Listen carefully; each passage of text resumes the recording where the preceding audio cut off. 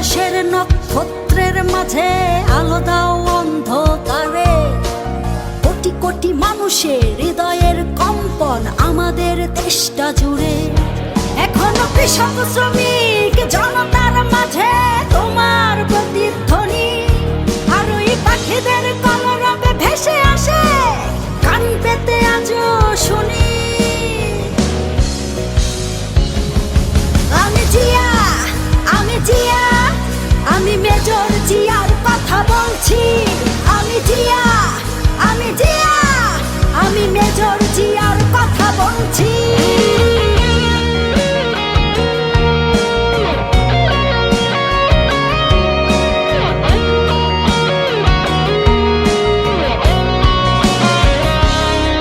তুমি হানাদার বাহিনীর বিরুদ্ধে দিয়েছিলে স্বাধীনতার ঘোষণা, তোমার আহ্বানে শুরু হলো মুক্তিযুদ্ধের সূচনা। তুমি মমতাময়ী ওই মায়ের চোখের জলের রচনা, তুমি জন্মভূমিকে বুকে ধরে করেছিলে। দলের সাথে যদি থাকে আমরা ইনশাআল্লাহ যে আমাদের নেতা জিয়াউর রহমান সাহেব নিজে থেকে কালক্ষণ করতো, যেটা ছবিতে দেখেছেন আপনারা সবাই দেখেছি। তবে জমি 1 টাকা অথবা দখল করে নিয়ে গেছে। তবে আমি প্রথম যখন এখানে এসেছি আমি ওনার নামে ইয়েলো শক্তি নিয়ে গিয়ে বিভিন্ন ঘোরা করে যাই। কারণ কি 5 তারিখের আগে যেভাবে গোলাগুলি করতো আমরা জানতাম না, আমরা ঘর থেকে বেরোলে ঘরে ফেরত আসতে পারবো না। 4 তারিখে যখন আমরা নানুগঞ্জ নিয়ে বের হয়েছি, কারণ আমি জানি না যে আমি ফেরত আসবো নাকি আসবো না। শুধু আমি না, এখানে যারাই আছেন যারা বিএনপি করেছেন 5 তারিখের আগে এইভাবে সাহস দেখিয়ে আপনারা দলটা করেছেন। তবে ঘর হারিয়েছে, আপনি বলে যাচ্ছেন আপনি 2 ভাই হারাইছেন। যদি বিএনপি, আমরা জানি বিএনপি ক্ষমতায় আসার দুর্বলতা আছে, ইনশাআল্লাহ বিএনপি আসলে আপনাদের ভাইয়ের 2 ভাইয়ের নামে যদি বিএনপির হয়ে আওয়ামী লীগের নির্যাতিত হয়ে যদি তারা কোনোভাবে যদি সাদা যদি হয়ে থাকে, তাহলে ওনাদের নামে যে কোনো একটি জিনিস আমরা করে দিব, যাতে এটা দেখে যাতে সবাই বলে না বিএনপি কর্মীদের সবসময় মূল্যায়ন থাকে।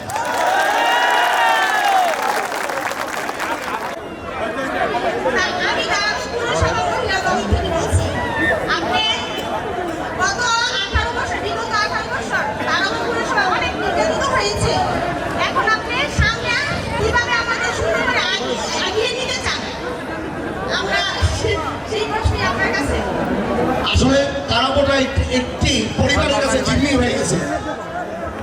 যেই পরিবারের জিম্মির জন্য আপনারা যদি দেখেন গন্ধবপুরে 60 বছরের পুরানো একটি কবরস্থান ছিল, আপনাদের একটা 60 বছরের পুরানো একটি কবরস্থান ছিল। সেই কবরস্থান দেখে ওরা কোনো শেষ নাই। আপনাদের নির্যাতন তারাপুরবাসী বের হইতে গেলেও ট্যাক্স দিতে হয়েছে, ঘরে আসতে গেলেও চাঁদা দিতে হয়েছে।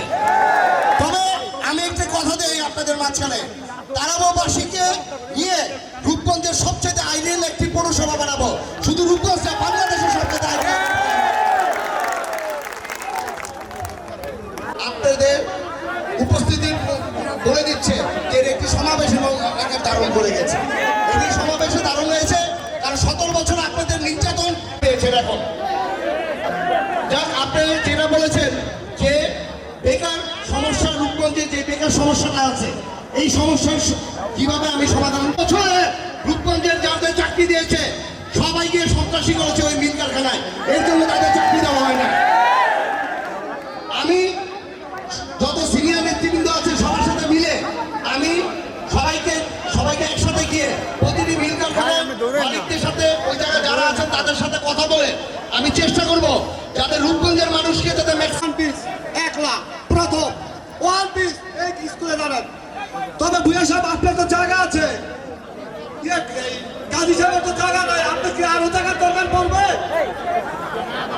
প্রশ্ন একটা, জায়গা কি আরো পড়বে? বললে আপনি না বলে তাহলে আমাদের কাছে আসেন। আপনি কথাটা আসলে ঠিকই বলছেন, কারণ মানুষের লাস্ট জায়গা কিন্তু 3.5 লাখ জায়গা। এই কথাটা অনেকে ভুলে যায় যে জায়গা সম্পত্তি যাই থাকো আসছে খালি হাতে, যেতে হবে খালি হাতে। এই কথাটা যদি মনে রাখে তাহলে জায়গার অনেক কিছু করেছে, আজকে উনি কোথায়? উনি আজকে জেলে আছে, ওনার মিল কারখানা আগুনে পুড়াই দিচ্ছে শ্রমিকরা। তাদের যথেষ্ট জায়গা রয়েছে,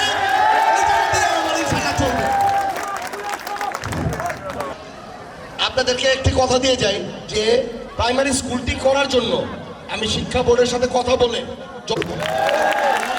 মূল্যায়ন, দলের মূল্যায়ন আসলে সবসময় আমরা চেষ্টা করি দলের মূল্যায়ন সবসময় সবার সাথে থেকেই যাতে মূল্যায়নটা ঠিক করে।